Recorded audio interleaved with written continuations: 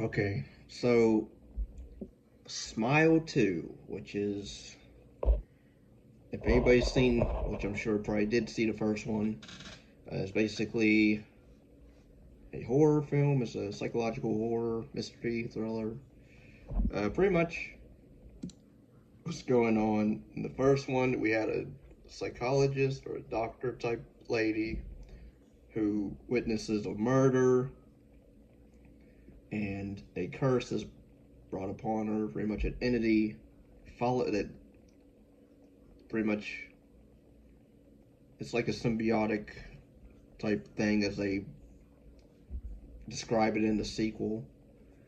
Um, Pretty much, if you've seen the first one, it's just this one's just the same, pretty much. Granted, there's some different stuff that goes on, but overall, um, it's the same. This thing makes you hallucinate and scares you.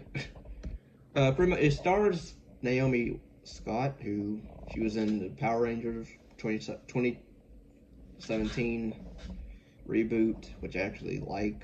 I think there should have been more action in it, but overall, I don't mind it. She was in also, what else? She was in the Charlie's Angels remake, which flopped. I didn't see it, so she was in Aladdin, played Jasmine, of course. She's been in a few stuff, but not really any really to make big box office. I'm like, but this movie so far has, so good for her, I guess. I mean, her character Sky Riley, pretty much a knockoff young Lady Gaga. People are comparing her to, which I would say, yeah. I'm not a fan of Lady Gaga at all. I like maybe one or two songs of her. Bad Romance, Poker Face, Poker Face, Poker Face. Uh, you have director Parker Finn. He also wrote it. He also wrote the first film and directed the first film, and he did a short film before he did the first film. So pretty much this whole concept is based around a short film that he did on YouTube. So he's one of the lucky YouTubers that got a big break. I will say, in terms of editing, technical aspects, it's decent. It's pretty good. The acting, I would say, from Naomi Scott overall, I like a lot. She steals the show pretty much in her acting. But, I mean, her character is kind of unlikable. And that's the problem I have with it, because I get she went through she had a bad past. She survived a car accident. She's in recovery of drugs and that.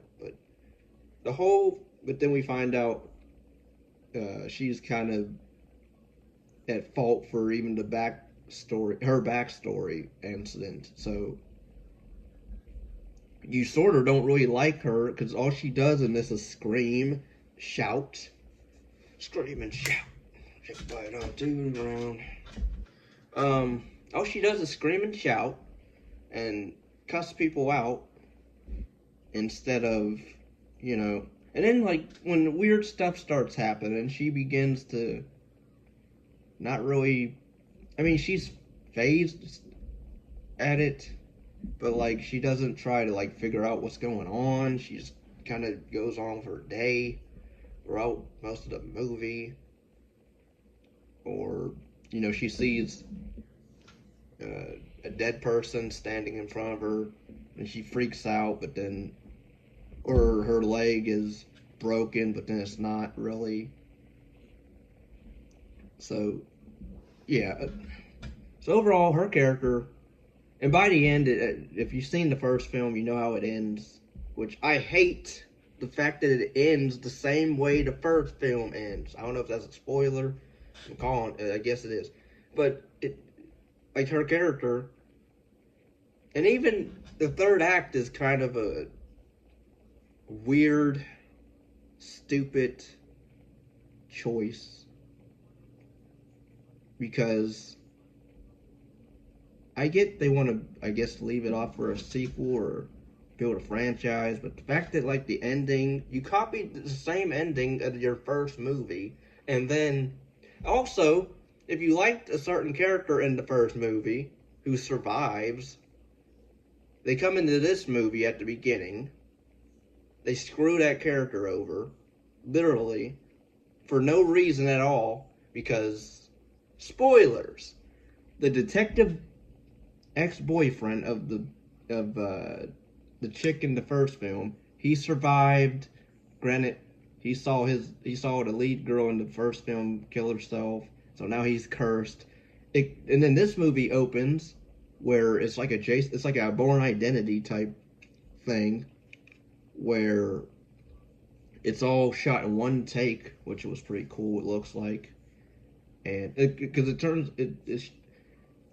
it starts out like an action film of following him, and he's like shooting at these criminals, and he accidentally kills both of them because he tries to kill the one to show he has to kill. Pretty much the only way to pass this curse along is you kill somebody in front of you, the other person, and that person gets cursed. So then the thing will leave you alone and follow them. But pretty much, he does. He wins in the end, but then he runs outside, and it's in the freaking trailer. He goes Pet Cemetery Gage, pretty much, across the street. A truck hits him and splatters him all over the concrete. And I'm like, so dumb. And then to find out that he successfully passed the curse along, so he was able to live and get rid of it.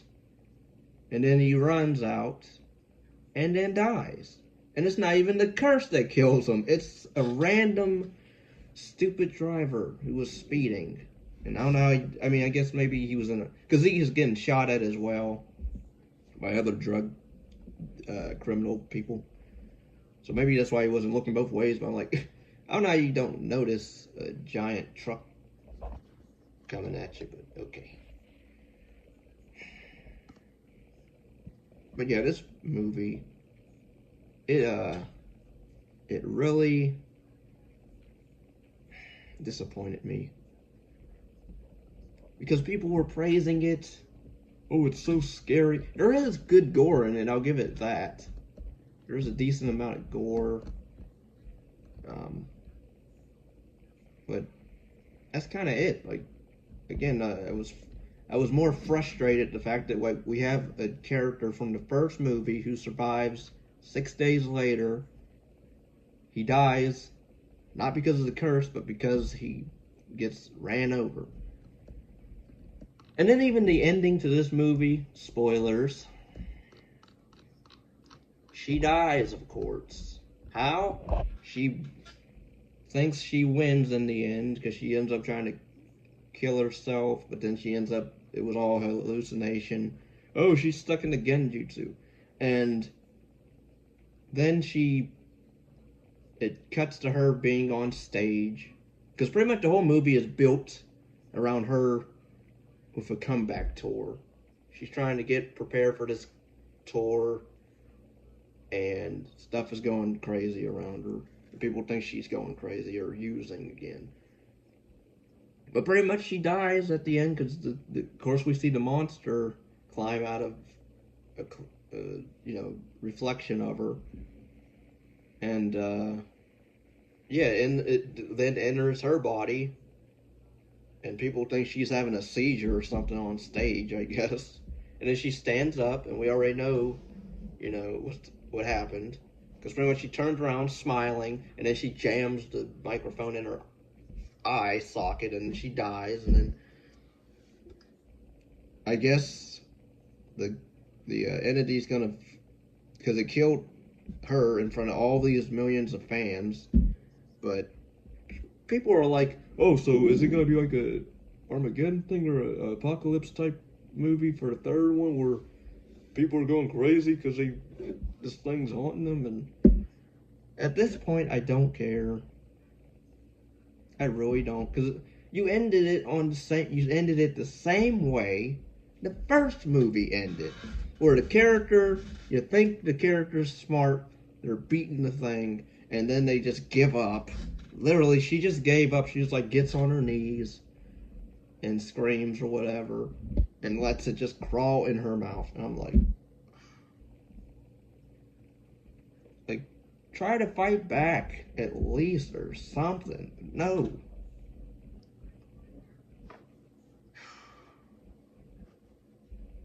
And half of this movie in the third act is pretty much a hallucination, which is stupid to me.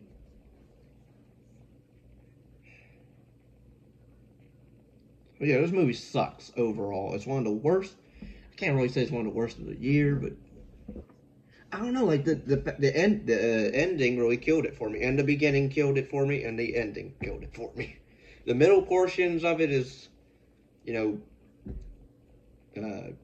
pretty much how the first one operates, but where she's seeing stuff and freaking out. But granted, they do, it's not a whole lot of There is jump scares, but they're decent. But yeah, the beginning, the opening act, I like elements of the opening act, and then the third act, I hate. So take that for what you will. If anybody wants me to review or do a reaction or do commentary on movies, TV shows, or music album reviews or reaction artists, PayPal down below in the description. So